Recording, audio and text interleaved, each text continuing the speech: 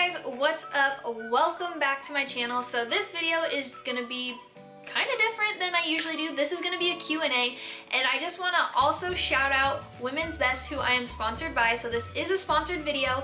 They will be doing a giveaway for you guys. I will give you all the details at the end of this video, and it'll also be in the description down below on how you can enter to win. So for more details on the giveaway, stay tuned till the end, and also read the directions how to win down below. So let's just jump right into this Q&A. And the first question is, after you finish your Doxil, are you planning on immunotherapy or clinical trial? Are you planning on another chemo for you?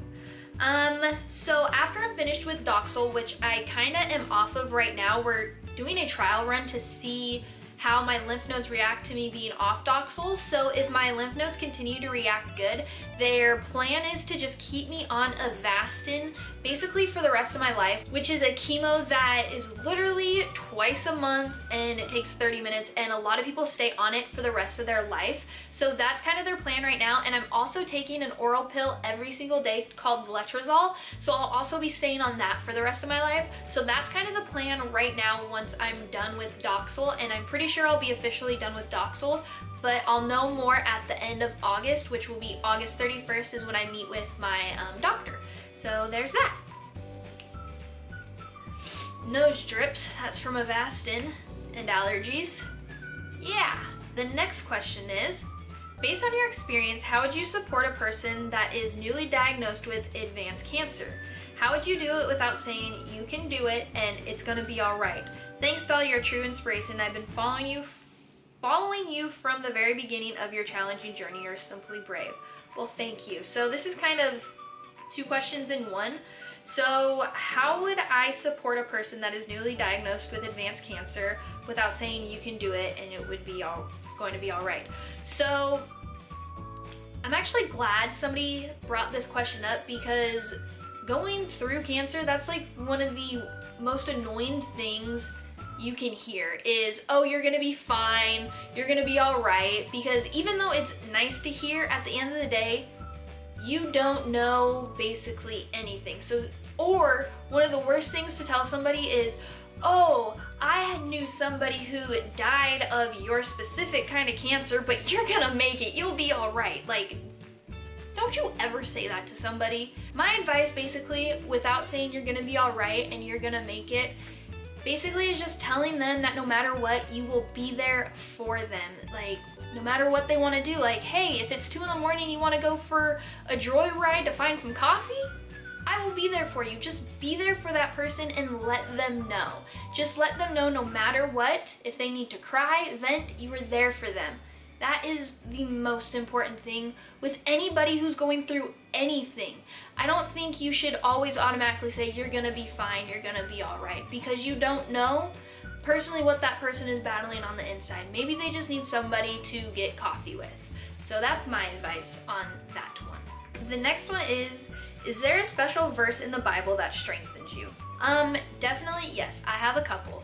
So I actually have one that is tattooed on my hip. It's Proverbs 31:25. It's, she is clothed with strength and dignity and laughs without fear of the future. I have always loved that Bible verse, and even more now, it means a lot more to me just because of everything I'm going through, because I know that I will be okay, and I don't have any fear for the future, but I can laugh and smile because I know my future will be filled with laughter and smiles, because I know I'm gonna be okay because of the big man upstairs. Like, it's one of my favorite. And then that goes into another question on, where is it? About my tattoos. So a lot of people have asked how many tattoos I have. I have 13. 12 or 13. I've lost count. That's how many I have. Either 12 to 14. I honestly can't. But I love tattoos. My first tattoo I actually got when I was 16 years old. I definitely do not suggest doing that, and I do not suggest getting a tattoo because you know somebody who's a tattoo artist. I mean, if you know somebody who's a tattoo artist, that's great, but make sure, like, They're really good at what they've done because cover-ups are extremely expensive and they're painful. I've had 2. Okay, that looked like 4, but I've had 2 cover-ups. And remember, you pay for what you get. So if you pay for something that's really cheap, that is very detailed, and they're like, oh, it's only gonna be under $100, my suggestion is do not get it. If it's a very detailed piece, expect to be paying a couple hundreds, even in the thousands. Like this was expensive. The fact it was a cover-up made it more expensive. But you pay for what you get. That's a rant that had nothing to do with the question, but the question is my favorite tattoo. My absolute favorite is my sleeve that I actually got, literally it got finished 2 days before I got diagnosed with cancer. So it was kind of weird, the timing of everything. So if you guys want to see like a separate video on the meaning of my tattoos, just give this video a thumbs up or leave it in the comments, because I will definitely do that. But my sleeve, this one right here is definitely my favorite. Here's another question. Has the treatments been more taxing or less taxing on your body than you anticipated? You seem so high-spirited and energetic. Well, I've always been a very high-spirited and energetic person. If you knew me growing up, I talked a lot. I still talk a lot, but now I'm kind of more shy a little bit, but I'm just always a very positive, upbeat person. But honestly, for me, I had no idea what to expect from treatments because I've heard like some people not having any effects, so I guess that would be a positive, and then I've heard so many negatives. So I was really scared, and like I said in a couple of videos back, my first day of chemo, I was in tears because I had no idea what to expect. But I am personally a little shocked that my body's doing so well, but not shocked at the same time because I took care of myself so well, and I still am. And I know that me just being younger and very healthy to begin with has something major to do with everything, but I am kind of shocked that I haven't had as many side effects as I thought I would. So yeah, in a way, it's been less taxing than I anticipated. I thought I would get pretty sick, which I haven't yet, knock on wood.